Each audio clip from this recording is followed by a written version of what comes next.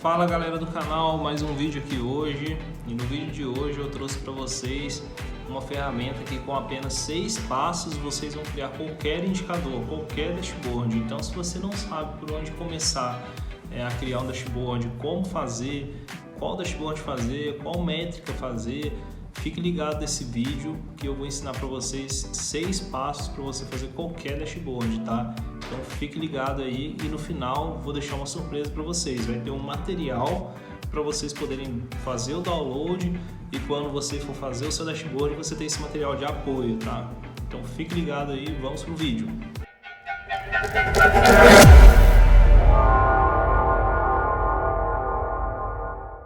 Bom pessoal, a metodologia que eu trouxe para vocês é a metodologia DAILAS, tá?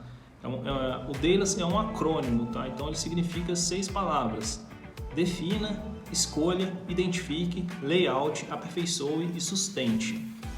E aí eu vou explicar para vocês o que significa cada palavra dessa, tá? O que você tem que fazer em cada etapa dessa. Então cada palavra dessa é um passo, como eu disse, são 6 passos. Então eu vou explicar para vocês o que você tem que fazer em cada passo. Então defina, escolha, identifique, aperfeiçoe, identifique, layout, aperfeiçoe e sustente.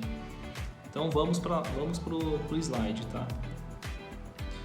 Defina os seus objetivos. Então antes de começar o seu dashboard, é essencial você entender claramente quais são os objetivos da sua empresa e defina os indicadores-chave de desempenho, ou seja, os KPIs, e estabeleça metas claras, obviamente. Então você precisa ter em mãos quais são os KPIs que você vai utilizar.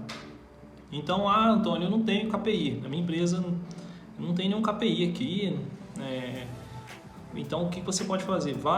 Tenta saber qual que é o plano estratégico da sua empresa, qual que é o objetivo estratégico que a sua empresa tem. Antônio, eu sou um analista e eu não tenho como saber qual que é o plano estratégico da minha empresa.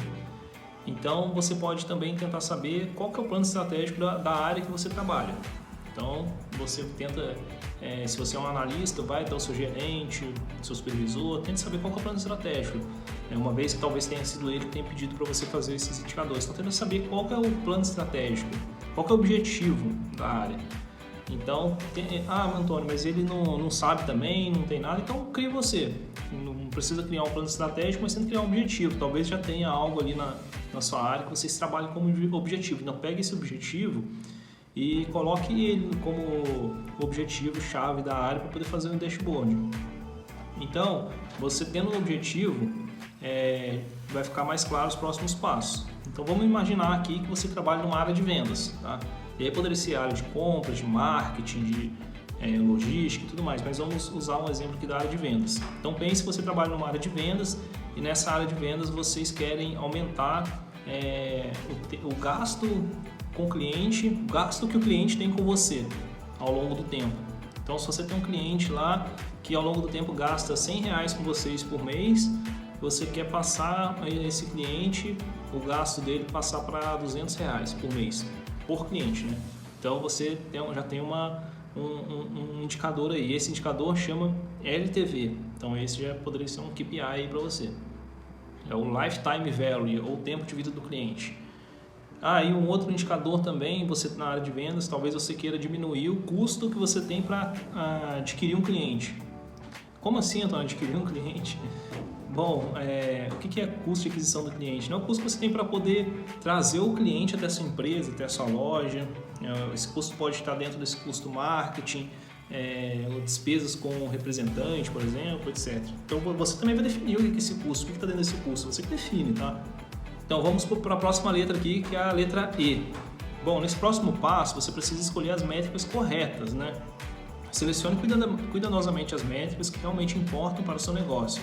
Evite sobrecarga de informações e concentre nas métricas que tenham impacto direto nos objetivos do negócio. Então pense, como citei anteriormente, esse passo está totalmente ligado ao passo anterior.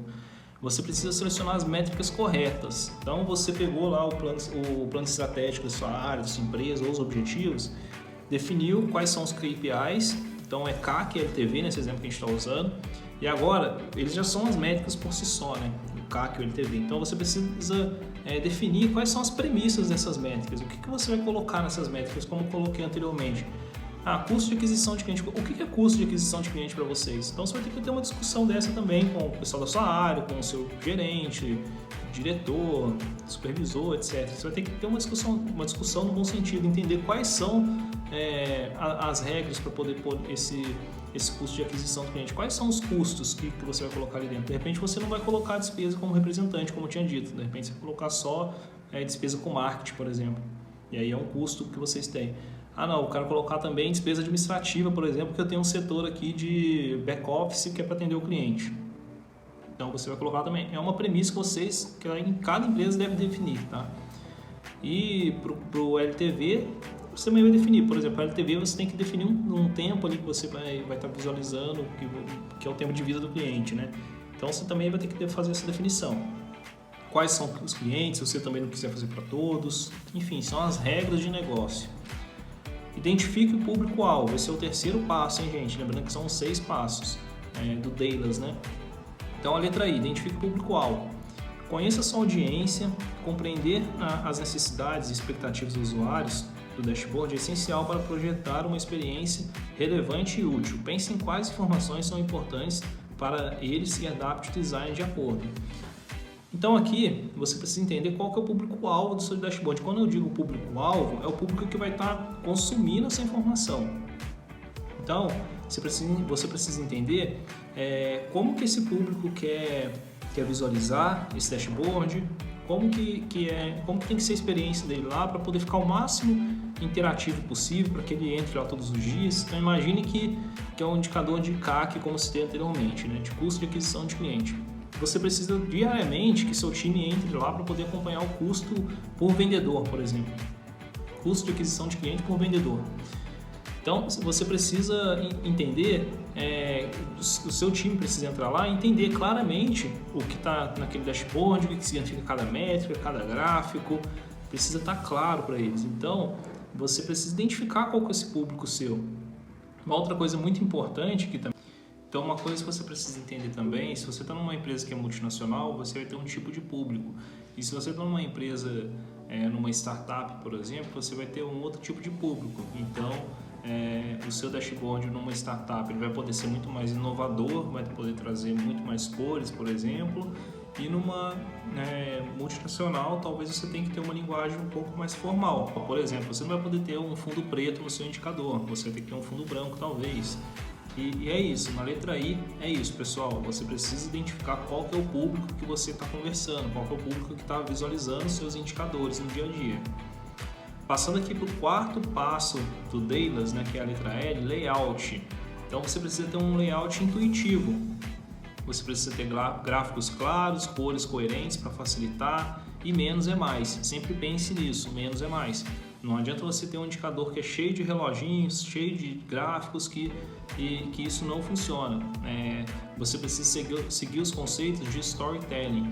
O que é storytelling? Se você não sabe o que é, comenta aqui embaixo que eu vou poder, que mais para frente eu vou gravar conteúdo sobre isso e vou trazer aqui para vocês.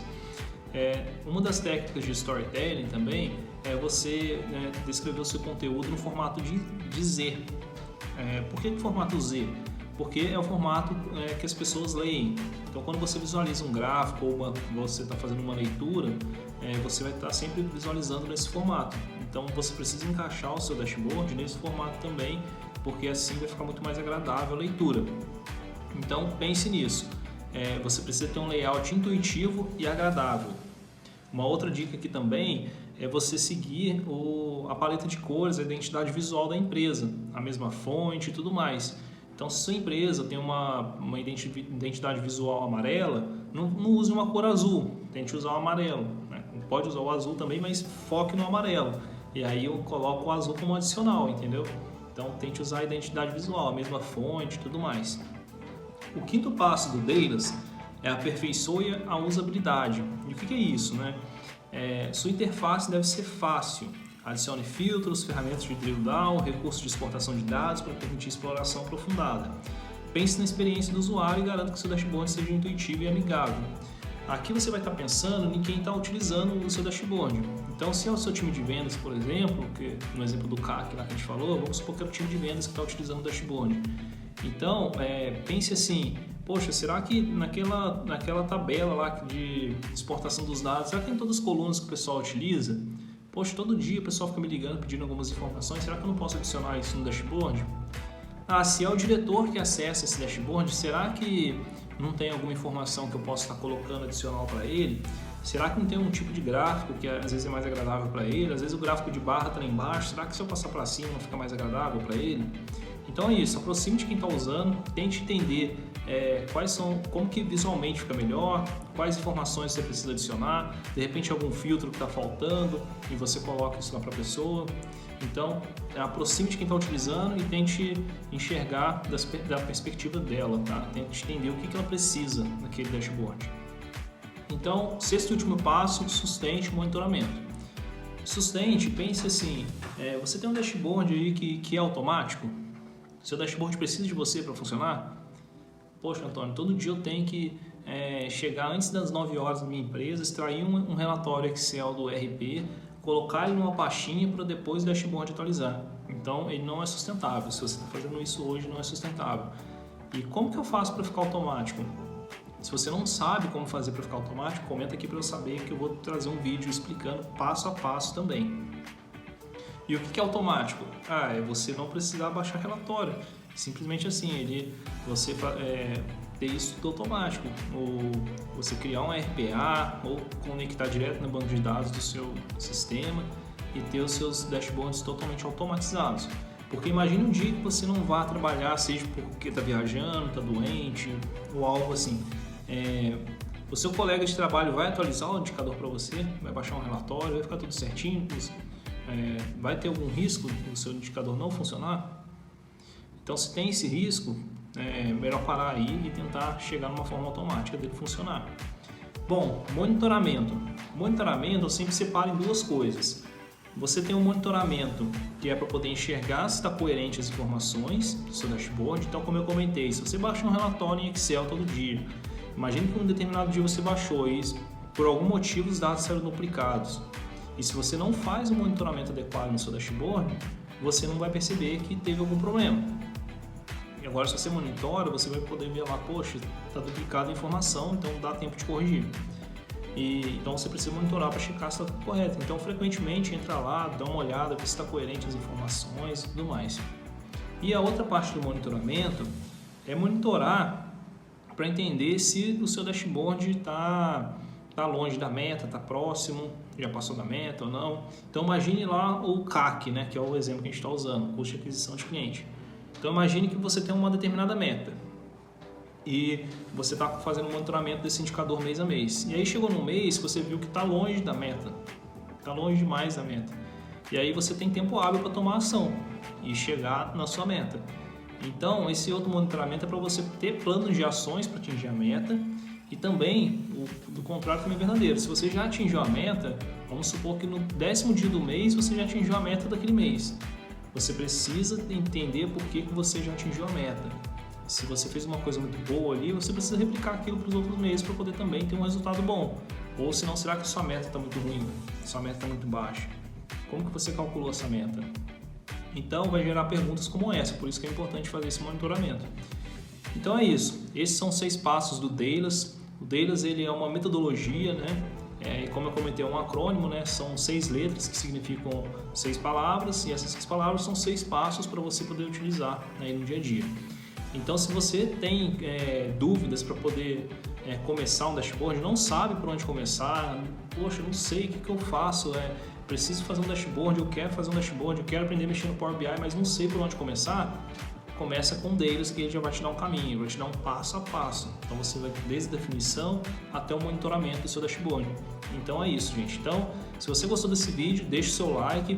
Se você deixar um like aqui, o YouTube vai entender que o vídeo foi bom, vai recomendar para mais pessoas. Eu também vou entender que foi bom e assim vai me incentivar para poder gravar mais vídeos. Compartilhe com seus amigos e comenta aqui embaixo. E eu vou deixar um link aí também para vocês baixarem esse material, tá bom? Então, muito obrigado. Até a próxima. Um abraço.